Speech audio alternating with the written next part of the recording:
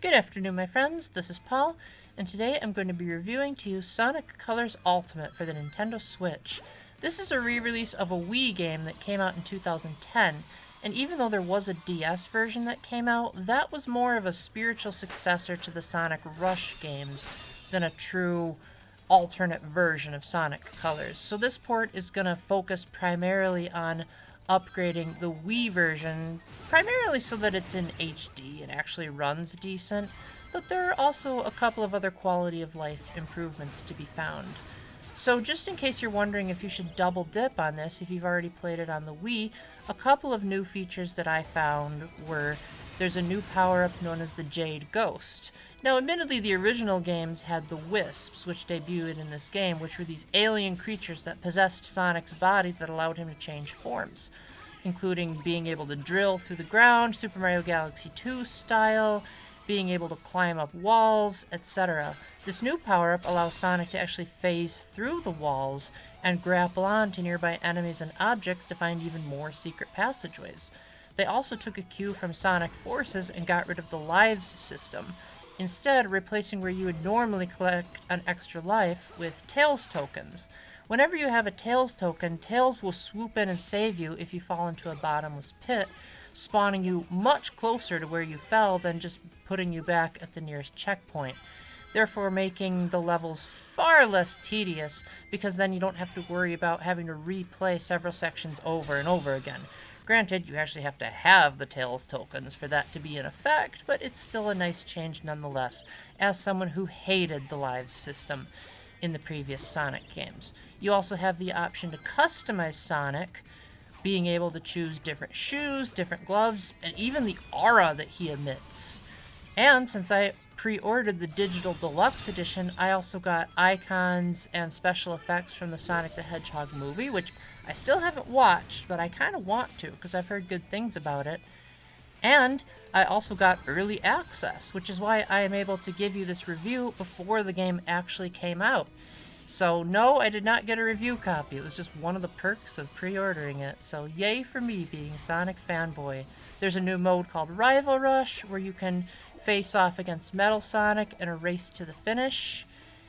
And there's also new park tokens that you can collect in the levels that are your currency for customizing Sonic. So in other words, the levels have more than just the red coins to collect for players that love the exploration elements of the Sonic games. Now onto the game itself.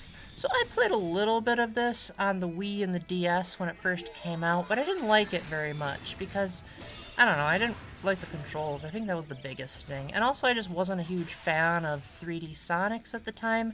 Granted, this was right before Sonic Generations came out, and that quickly changed my mind.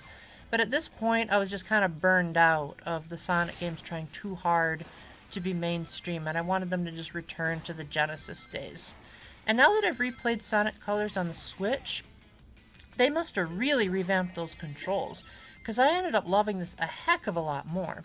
So in case you haven't played the original version, this is another boost formula Sonic game, where most of the levels are in a 2D format, but presented in 3D. So even when you're moving in 3D space, you're still moving along a very hallway-like level design similar to the Crash Bandicoot games. You'll often be able to boost Sonic if he has enough boost power, which he gains from collecting boost wisps or by chaining together a lot of attacks. Sometimes the game will even switch to a side-scrolling format, and these sections are a lot slower, so players that like the more methodical platforming of the Genesis games will be right at home here. The only major problem with these 2D sections is that Sonic's jump is kind of lacking in this game. It feels like it just doesn't have enough height. Thankfully you can double jump, which offsets a lot of the problems, but I learned pretty early on that I had to hold down the jump button to really maximize the height I was getting. Now, the setting for this game is actually really cool because it helps put everything into a context which allows the level designs to be even more creative. And that's that Sonic and Tails are visiting an outer space theme park that Dr. Robotnik made as a way of atoning for his past wrongdoings. Yeah, pretty quickly on in the game you discover that it's all just a bluff and that he actually is up to no good once again. Although this does make for some pretty hilarious voice clips. As you're in the levels, sometimes Robotnik will speak over the intercom like they would normally do at a carnival. But his remarks are so trying hard not to be evil that they end up being funny. Like he might say, "Please do not sit on the rides, because that would just be disgusting. Do you know how many people have sat on these rides with their butts?" And it doesn't sound very funny by itself, but they just add up to provide an overall pretty funny experience. That being said, Sonic Colors has something I never thought I would say for a Sonic game, and that's it actually has pretty good writing. Now, granted, a lot of it is still the same slightly cheesy Saturday morning cartoon antics of previous and future 3D Sonic games, but Sonic Colors, maybe it's because there's less characters. Like, most of the levels just rely upon Sonic, Tails, Robotnik, and his two robot assistants. And that's about it. There's no bloated character roster, there's no crazy shenanigans, everything is just straight to the point. What makes this dialogue especially funny is that Tails has a translator so that he can understand what the Wisps are saying, because, you know, they're an alien race. And a lot of times the translator will hilariously mess up what the aliens are actually trying to say. So at one point, the translator accidentally calls Robotnik Baldy McNosehair, and even Sonic cracks up in the game because they must realize, yeah, this is the funniest joke we've written. So I might have to start calling him Baldy McNosehair myself, because now that I think about it, that actually is very true. Sonic Colors Ultimate is overall a really fun romp through a bunch of really creative level designs. The graphics are really beautiful, and there's usually a lot going on in the background. While it may be true that all of the levels are themed around an amusement park, that doesn't stifle the level design. It doesn't feel like it's trying too hard to be an amusement park ride, and still feels like it's a classic Sonic design. I also really like the music in this game, too. It manages to feel very similar to what the Genesis games offered, while at the same time feeling like an improvement. Not only that, but because this is the Ultimate Edition on Switch, all of the music has been remixed. Now, granted, I don't really remember most of the music from the original Wii version, but from what I've heard so far, it's more of a subtle remix. Like, it's not supposed to be completely new, like, say, Final Fantasy VII Remake, but just more so of taking advantage of the higher musical capabilities of the Switch over the Wii. And overall, I think it sounds pretty nice, although for me, it's been so long that it sounded a lot like just primarily new tunes. I also really appreciate how there were even orchestra pieces at times, which made the final boss feel a lot more epic than it should have, which is one of the areas where I think Sonic Colors stumbles the most, and that's in its boss battles. A lot of them are either way too short, where you can wail on them in 2 hits without even thinking about it, or they're stupid long with several phases, and none of the phases have checkpoints. So you're ultimately going to keep having to restart these long, drawn-out segments over and over again, and a lot of times the bosses have patterns that you have to have split-second reflexes to see them coming. Now, I get it, they probably want you to feel like you really are Sonic, but I don't know, I feel like even Sonic should have at least a little bit of a degree of foresight. Not only that, but if this was any other game, people would probably be like, this is unfair level design, but because this is a Sonic game, they'll just say, it's Sonic, we've learned to put up with this over the years. Thankfully, the bosses in design were usually pretty clever, even if most of them amounted to alien airship as a basis. But at least the boss music managed to be cool, especially, as I mentioned before, the final battle with its choruses and the orchestra. It was just a pleasant treat for the ears. And this Ultimate version also gives you an in-game soundtrack player, including a couple of exclusive remixes if you order the digital deluxe version.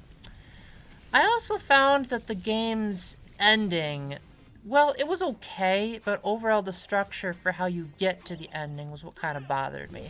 Because you start out on this big world map that gives you an overview of all of the planets that you'll travel to. But after you've beaten all the planets and Sonic's like, yeah, we did it, let's party! You know, obviously, in most video games nowadays, there has to be a big fake out where it's like, no, you still haven't stopped the villain. just like how Banjo-Kazooie did it.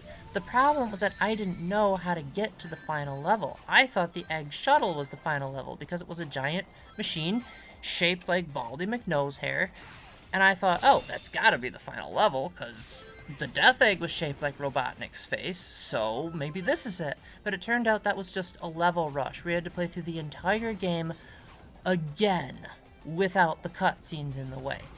And I was like, oh, if only the game would have told me that this was an optional mode instead of making me think it was mandatory. So in case you're confused like I am, just go to the bottom of the satellite sticking out below the tropical resort, and it'll take you to a level called Terminal Velocity, which itself drags on a bit too long for my liking, but it still proved to be a worthwhile conclusion, and it did feel like I was truly in the final confrontation. Overall, I thought Sonic Colors was a fantastic game. At times, the physics could be a little bit off, and there were certain sections that dragged on a bit too long. But the removal of the lives system, the ability for Tails to swoop in and save the day, the remixed music, the better graphics, and the ability to customize Sonic so that I can pretend that I've actually seen the live-action movie make this a worthy port. And for people like me that have hardly touched the Wii version, this will feel like the next great Sonic game. So after too long of not having any new or even remixed Sonic games throughout 2020 and 2021, I can safely say, welcome back, Sonic. Now let's hope you'll become a mainstay on our consoles once again, and maybe even give us a cheesy outing like Sonic Boom. Let's hope not. Let's hope that Sega's starting to get on the right track as far as Sonic is concerned. So with that, thank you very much for watching. If I left anything out, or if you have any questions, comments, or critiques, please let me know in the comment section. And until the next time, keep the faith, stay epic, God bless, and I really hope Jim Carrey does a good job as Robotnik, because Mike Pollock does a pretty good job in the game, so I'd like to see how that translates to the big screen. Bye!